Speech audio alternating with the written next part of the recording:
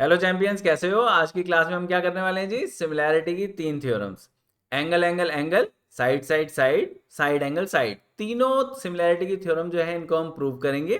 तो बिना time waste किए शुरू करते हैं। Welcome to MR classes, my name is Manoj Rana. सबसे पहले ए सिमिलैरिटी।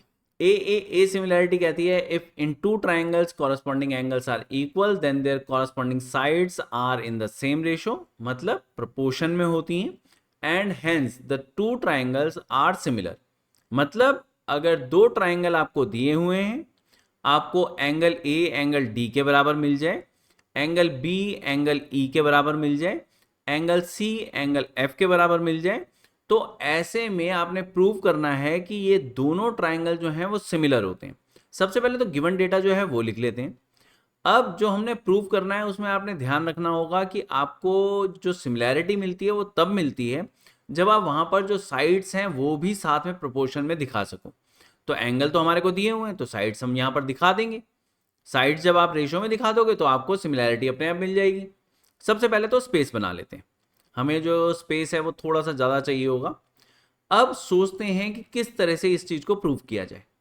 सिमिलैरिटी प्रूव करने के लिए यहाँ पर हमारे को दो ट्राइंगल दिए हुए हैं, लेकिन जो प्रूव करने के लिए हमारे पास डेटा है वो सिर्फ बीपीटी और उसका कन्वर्स, सिर्फ ये हम यूज़ कर सकते हैं। बीपीटी और कन्वर्स जो हैं वो सिर्फ एक ही ट्राइंगल में काम करते हैं, और यहाँ दिए हुए हैं दो ट्राइंगल। तो सबसे पहले सोचो कि जो छोटा ट्राइंगल है ना, जैसे ए बी सी दिया हुआ है, इसे हम किसी तरीके से यहाँ पर बड़े ट्राइंगल में कैसे लेकर जाएं। अब ऐसे तो हम बोल नहीं सकते ना कि हम जो छोटा ट्राइंगल है ए बी सी उसको उठाकर हम बड़े ट्राइंगल में लेकर जा रहे हैं डी ई एफ में, ऐसा तो नहीं बोलेंगे। तो कोई ना कोई कंस्ट्रक्शन का कोई वे होना चाहिए। तो हम यहाँ पर देखते हैं बच्चे, जो हमारे पास ए बी है, जो ए बी की लेंथ है बिल्कुल एग्जैक्ट उतनी ही अगर मान लो हम डी के ऊपर कट कर दें, मतलब एक पॉइंट हम ले लें पी, और वो पॉइंट ऐसा होना चाहिए कि हाँ डी पी हमारे ए बी के बराबर हो। एक साइड आपने ले ली, ऐसा तो हम कर सकते हैं। और दूसरी चीज, जो हमारे पास एंगल बन रहा है ना पी पर, वहां पर एक एंगल ऐसा बना दो जो हमारे एंगल बी के बराबर हो, ऐसा भी हम कर सकते हैं। और वो जो एंगल है वो हमारे जो डी एफ साइड है ना उसको क्यू पे काटे।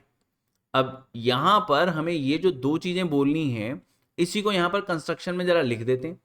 हम कहते हैं we take a point P on D such that D P is equal to A B. पहली चीज हो गई कि हमने दोनों जो है वो बराबर ले ली, और दूसरी चीज हमने बोली and make angle D P Q equals angle B. हमने डी पी क्यू उतना ही बनाना है जितना एंगल बी दिया हुआ है, और ये जो एंगल की रे आगे जाएगी वो वहां पर डी एफ पे काटेगी। तो हमने वहां पर बोल दिया where Q is on D F, और एंगल हमने डी पी क्यू बनाया था। क्लियर है जी यहां तक? प्रूफ जो है उसके अंदर सबसे पहले तो ये जो दो ट्राइंगल है ना, इनको यहां पर कॉन्ग्रुएंट जो है वो प्रूव कर देते हैं। तो ए बी सी और डी पी क्यू देखो, सिर्फ जो एक ट्राइंगल को हम दूसरा ट्राइंगल में लेके गए हैं बेसिकली, इसमें एंगल ए और एंगल डी तो बराबर थे ही, ये तो गिवन ही था। एंगल बी और एंगल डी पी क्यू हमने कंस्ट्रक्शन से बराबर कर दिए, साथ में हमने कंस्ट्रक्शन से ए बी और डी पी भी वहां पर इक्वल ले लिए। तो basically A S A congruency से आपने वहां पर दोनों जो ट्राइंगल हैं उनको कॉन्ग्रुएंट प्रूव कर दिया। और ध्यान रखना, जरूरत ऐसा नहीं होता कि हमेशा यहां पर आपको ए एस ए की ही हो। आप यहां पर एस ए एस से भी कर सकते थे। कैसे?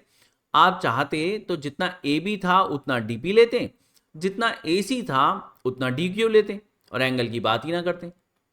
थोड़ी सी सिमिलैरिटी के अंदर जो है वो मतलब चेंज आ जाता, थ्योरम थोड़ी सी बदल जाती, लेकिन प्रूफ तो उससे भी किया जा सकता है। तो ये आपकी चॉइस रहेगी। ठीक है जी। अब बात ये हो रही है कि हमने यहाँ पर कॉन्ग्रुएंसी प्रूव कर ली, तो हम करें क्या? बेसिकली हमने जो कॉन्ग्रुएंसी प्रूव करी है वो इसलिए की है कि हम यहाँ पर बाकी के पार्ट्स के बारे में बात कर सकें। तीन पार्ट्स तो हमने यूज कर लिए, बाकी के जो तीन पार्ट्स हैं वो हमारे को सीपीसीटी से मिल जाते हैं। यही तो कॉन्ग्रुएंसी होती है। कॉन्ग्रुएंसी में आपको तीन पार्ट प्रूव करने होते हैं, बाकी के तीन पार्ट जो हैं वो आपको यूज के लिए मिल जाते हैं कि आप जहां मर्जी यूज कर सको। तो अब हमारे पास जो ट्राइंगल के 6 पार्ट हैं ए बी सी के, वो हमारे डी पी क्यू के 6 पार्ट के बराबर हो गए। साइडें साइडों के बराबर हो गई हैं, और जो एंगल्स हैं वो एंगल्स के बराबर हो गए। क्लियर है जी? अब अगर मान लो हम यहां पर एंगल बी एंगल ई की बात करें, वो तो हमारे पास पहले से ही गिवन था। एंगल बी को एंगल डी पी क्यू के बराबर हमने कंस्ट्रक्शन से कर लिया। तो बेसिकली हम देखेंगे एंगल ई और एंगल डी पी क्यू हमारे इक्वल हो गए। ये हमारे यहां पर कॉरस्पॉन्डिंग एंगल है। अगर आप डी पी क्यू और एंगल ई की बात करोगे तो ये कॉरस्पॉन्डिंग है, आप देख पा रहे हो। ये हमारे को अगर कॉरस्पॉन्डिंग एंगल इक्वल मिल गए तो सीधी सी बात है पी क्यू जो है वो हमारे ई एफ के पैरेलल मिल जाएगी। अब यहां पर शुरू होती है हमारी बीपीटी। हमें पैरेललिज्म तो चाहिए था ना भाई, या तो पैरेललिज्म चाहिए जिससे हम वहां पर रेशो ले सकें, या फिर रेशो चाहिए जिससे हम कन्वर्स लगा सकें, कहानी तो वही है। तो यहां पर हमें पैरेललिज्म मिल गया। अब हम एक रिजल्ट यूज करेंगे। ये रिजल्ट ना डायरेक्ट बीपीटी से नहीं आता। अगर आपने ये थ्योरम जो है वो मेरे चैनल पे की है, मतलब मैंने आपको ये वाली करवाई है, तो आपको ये चीज़ पता होगी। लेकिन ज़्यादातर में क्या होता है कि आपको बताया जाता है कि बीपीटी आपको क्या देती है, डीपी अपॉन में पीई और डी क्यू अपॉन में क्यू एफ, दैट्स इट, इतना बोलते हैं। ये आपको तीसरी साइड जो पी क्यू है ना उसके बारे में नहीं बताते। ठीक है जी। तो वैसे मेरे चैनल के साथ साथ में ऐड भी हो रही है ये देखो बच्चे, मैंने ये पूरा डिटेल में करवाया है। अगर तो आप ये डिटेल में करना चाहते हो तो आप आराम से चैनल जो है उस पर जा सकते हो और उस पर बीपीटी आप सर्च करोगे तो बीपीटी में आपको ये थ्योरम पूरी डिटेल में मैंने आपको करवाई हुई है कि हाँ ये रिजल्ट जो है वो आते हैं हमारे पास और कैसे कैसे आते हैं। अभी के लिए हम जो सिमिलैरिटी में हम कर रहे हैं उसमें प्रूफ कुछ नहीं करना, सीधा वो वाला रिजल्ट ले लेना है। रिजल्ट को याद कैसे रखो वो मैं आपको बता देता हूँ। छोटा ट्राइंगल जो बन रहा है ना डीपी क्यू बच्चे, इनकी तीनों साइडें देख लो, DP D Q P Q, ये तीनों साइडें हो गई। इनके कॉरस्पॉन्डिंगली इनके अपॉन में ना बड़े ट्राइंगल की साइड, बड़ा ट्राइंगल कौन सा है, डीई एफ पूरा, उसकी साइडें जो है ना वो अपॉन में डाल दो। मतलब डीपी के अपॉन में डीई कर दो, डी क्यू के अपॉन में डी एफ कर दो, पी क्यू के अपॉन में ई एफ अपने आप आ जाएगा। तीनों की तीनों रेशियो आपको इक्वल मिल जाएंगी। क्लियर है जी। अब इतना हम ध्यान रखते हैं कि हमने ए बी सी और डी पी क्यू इन दोनों को कॉन्ग्रुएंट प्रूव कर दिया है। अगर कॉन्ग्रुएंट प्रूव कर दिया है तो सीधी सी बात है ना, साइड्स फिर साइड्स की सारी बराबर हो चुकी हैं। तो जो आपके पास डी पी डी क्यू और पी क्यू आई हैं साइड्स, इनको हम रिप्लेस कर सकते हैं। तो नेक्स्ट स्टेप हमारा वही है, हमने वो तीनों की तीनों साइडें रिप्लेस कर देनी है। हमने वहां पर लिख देना है कि ए बी अपॉन में D E, A C upon में D F, B C upon में ई एफ। अगर आप टू प्रूव पार्ट देखोगे तो यही तो प्रूव करना था हमने, जो साइड्स हैं उनकी रेशो जो है वो आपस में इक्वल है, यही हमने प्रूव कर दिया। और यही जो हमने प्रूव किया है इससे हमारे को मिला क्या, जब एंगल्स इक्वल मिल जाते हैं और साइड्स प्रोपोर्शनल मिल जाती हैं तो हमारे पास दो ट्राइंगल जो हैं वो सिमिलर हो गए। तो ये है हमारी ए सिमिलैरिटी बच्चे।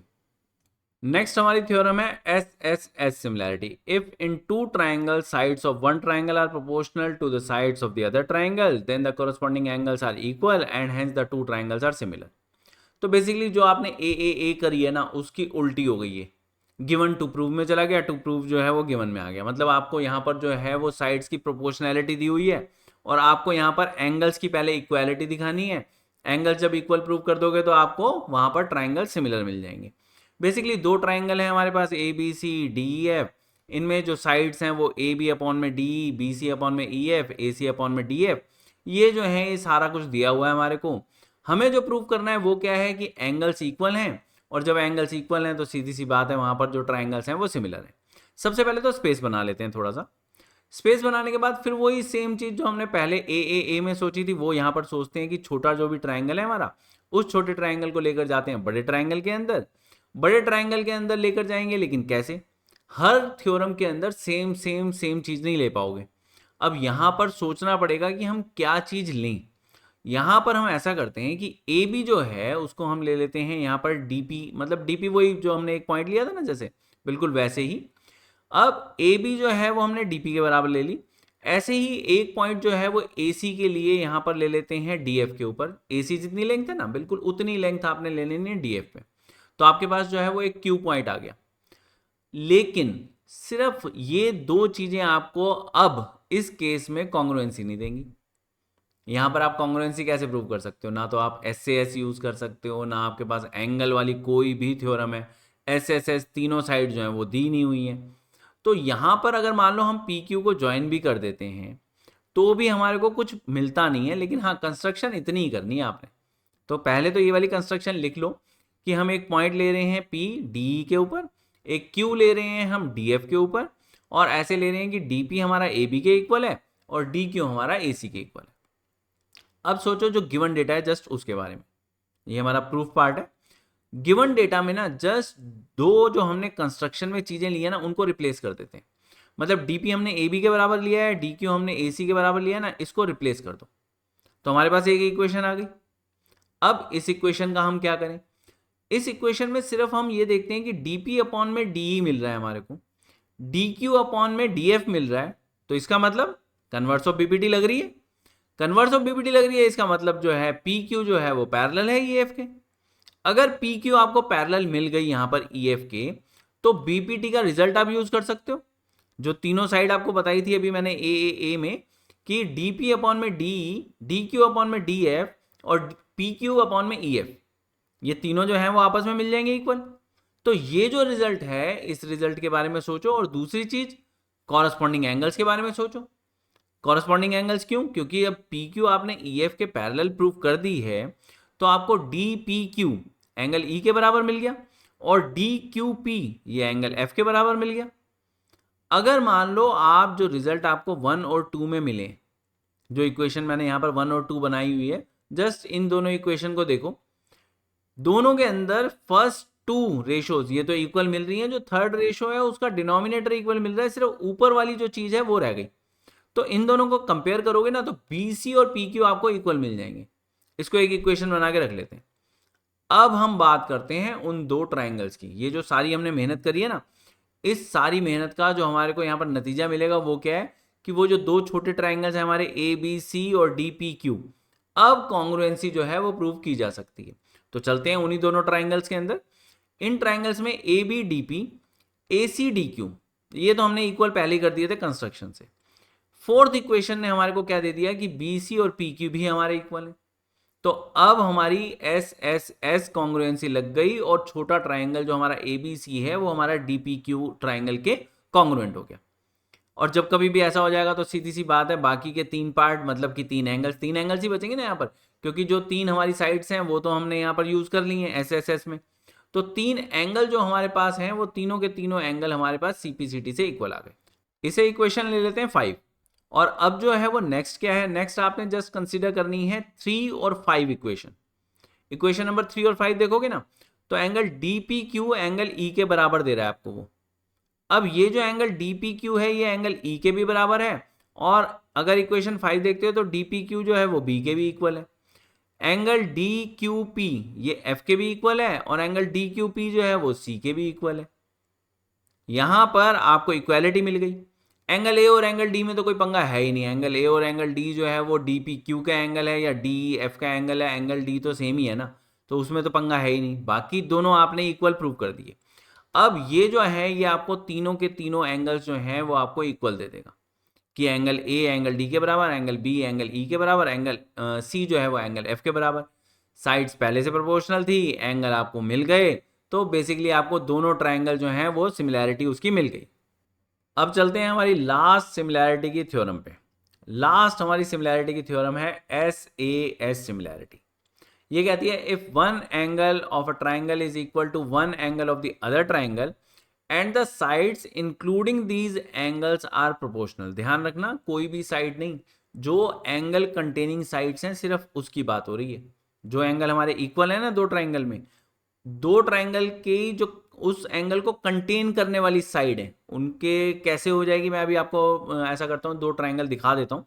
जैसे हमारे पास ABC और DEF हैं, ये वाला हमारे पास है। इसमें अगर एंगल A और एंगल D आप इक्वल ले रहे हो ना, तो एंगल A इसकी एंगल कंटेनिंग साइड कौन सी है, AB और AC। तो ध्यान रखना सिर्फ AB और AC की बात होगी, ठीक है। तो ये जो है ये हमारे को वहां पर प्रोपोर्शनल दी हुई है। आपको ये प्रूव करना है कि यहाँ पर जो हमारे ट्राइंगल्स हैं वो सिमिलर है। ट्राइंगल की सिमिलैरिटी के लिए हमें तीनों साइड्स जो है वो प्रोपोर्शनल प्रूव करनी पड़ती हैं, तीनों के तीनों एंगल इक्वल प्रूव करने पड़ते हैं। तो पहले तो गिवन डेटा जो है वो लिख देते हैं कि गिवन डेटा में दो साइड्स प्रोपोर्शनल दी हुई हैं और एंगल इक्वल दिए हुए हैं, ठीक है जी। प्रूव क्या करना है, दोनों के दोनों जो हमारे ट्राइंगल्स हैं उनकी सिमिलैरिटी प्रूव करनी है। सबसे पहले तो स्पेस बना लेते हैं। जो भी हमारे पास यहाँ पर पूरा का पूरा सेटअप है उसको थोड़ा सा तो स्पेस चाहिए, सीधी सी बात है। तो यहाँ पर सबसे पहले वही जो हमारी थॉट होती है जी, हमारे को छोटा वाला जो ट्राइंगल है इसको उठाकर लेकर जाना है बड़े वाले ट्राइंगल के अंदर। अब क्या डेटा हमारे पास ऐसा है जिसे हम यहाँ पर यूज कर सकते हैं, तो वही AB और DP, ये तो रट्टा ही मार लो कि हाँ AB और DP जो है वो लेने ही लेने। ऐसा करते हैं, AC और जो हमारे पास DQ वाला फंडा था वो भी ले लेते हैं। क्यों? क्योंकि एंगल A एंगल D के बराबर दिया हुआ है ना, तो बेसिकली हमारे को तो कॉन्ग्रुएंसी के बारे में सोचना होता है। SAS कॉन्ग्रुएंसी अगर यहाँ पर रेडीली लग रही है तो हमारे को क्या दिक्कत है? हमारे पास हमने यहाँ Q पॉइंट ले लेना है और जो भी हमारा PQ है इसको ज्वाइन कर देना है। अब ये जो हमने कंस्ट्रक्शन पूरी की पूरी करी है इसको लिख दो। मतलब we take a point P on D and Q on DF such that DP is equal to AB and DQ is equal to AC. Done. अब प्रूफ पार्ट पे चलते हैं। तो प्रूफ में जब आपको ये दो ट्राइंगल जो आप बनाते हो कंस्ट्रक्शन में, वो जो छोटा ट्राइंगल है ABC, जब आपको ये कॉन्ग्रुएंट मिलते ही हैं, सीधे सीधे देख के ही आपको कॉन्ग्रुएंसी दिखती है, तो सबसे पहले इनकी कॉन्ग्रुएंसी प्रूव करो। तो यहां पर हम वही करते हैं। सबसे पहले ABC और DPQ लेते हैं। इसके अंदर AB और DP, AC और DQ, ये तो कंस्ट्रक्शन से इक्वल है। एंगल A एंगल D के पहले से गिवन में ही दिया हुआ है हमारे को, इसी को यूज करोगे तो SAS कॉन्ग्रुएंसी लग जाएगी। दोनों ट्राइंगल कॉन्ग्रुएंट हो गए। तो इसके 6 पार्ट, 3 पार्ट तो हमारे पास हो गए, 3 पार्ट बाकी जो है उनको इक्वल कर दो CPCT से और इक्वेशन बनाकर रख लो। एंगल B एंगल DPQ के हो गया, एंगल C एंगल DQP के हो गया, BC और PQ ये हमारे पास इक्वल हो गए। ये हमारी हो गई जी CPCT corresponding parts of congruent triangles. Done. अब जो है वो जस्ट सोचो कि गिवन क्या है। गिवन में साइड्स की अगर हम बात करते हैं तो AB अपॉन में DE इक्वल है AC अपॉन में DF के। क्लियर? अगर हम कंस्ट्रक्शन की बात करते हैं तो DP हमारा AB के बराबर हमने लिया है, DQ हमारा AC के बराबर लिया है, तो इसको रिप्लेस कर दो। रिप्लेस करोगे तो क्या मिलेगा? DP अपॉन में DE मिल गया, इक्वल में आपको DQ अपॉन में DF मिल गया।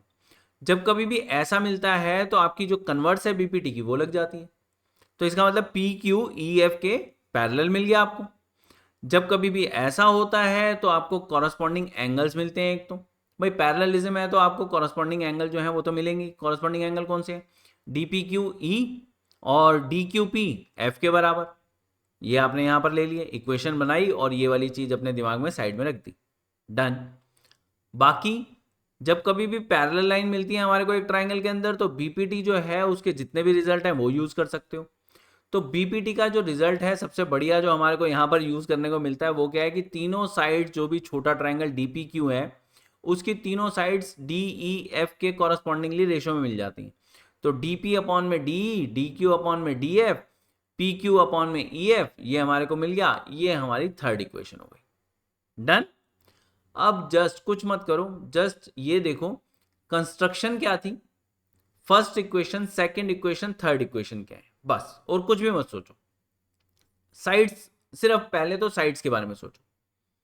साइड्स अगर देखते हो तो DP AB के बराबर है, DQ AC के बराबर है। फोर्थ इक्वेशन देखो तो आपको DP और DQ ये बदलने को तो यहां पर मिल गए।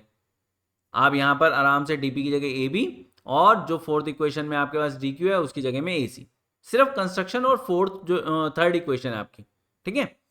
अब यहां पर जो आपके पास थर्ड इक्वेशन है उसका जो थर्ड आपकी टर्म है यानी PQ अपॉन EF, इसके लिए जो फर्स्ट इक्वेशन में आपने प्रूव किया है कि BC और PQ इक्वल है उसको यूज कर लो।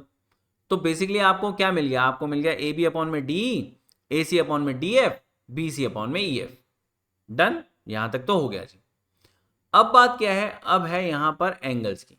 सेम इक्वेशन तो देखो वही लोगे, इन्हीं इक्वेशंस के अंदर और कंस्ट्रक्शन के अंदर हमारे को एंगल की इक्वालिटी भी दी हुई है। वहां पर एंगल B एंगल DPQ के इक्वल है, एंगल C एंगल DQP के इक्वल है। और अगर मान लो हम इक्वेशन नंबर 2 की बात करते हैं तो DPQ जो है वो एंगल E के बराबर है, DQP जो है वो एंगल F के बराबर है। A और D की तो टेंशन ही नहीं है ना, वो तो गिवन ही था हमारे को। तो इसका मतलब हमारे को तीनों की तीनों जो साइड्स हैं वो रेशो में मिल गई हैं। तीनों जो हमारे पास एंगल्स हैं वो हमारे को इक्वल मिल गए हैं और यही चीज हमने लिख देनी है। जब कभी भी ऐसा होता है तो दोनों ट्राइंगल जो हैं वो सिमिलर हो जाते हैं और इसी के साथ में हमारी जो सिमिलैरिटी थ्योरम्स हैं वो सारी खत्म। तीनों थ्योरम्स थी हमारी AAA, SSS, SAS, तीनों की तीनों हमने कर ली हैं जी। और होपफुली जो मैंने आपको करवाया है वो वाला मेथड आपको समझ में आया हो, आपको अच्छा लगा हो। इन केस आपको अच्छा लगा है मेथड तो please like, share and subscribe, ताकि ऐसे ही ट्यूटोरियल लेकर मैं आपके लिए आता रहूं। So friends, that's it for this video. If you want to know about our latest uploads, please subscribe the channel and press the bell icon. and please share the tutorial with your friends to help them. I will see you in the next video. Bye bye. Take care.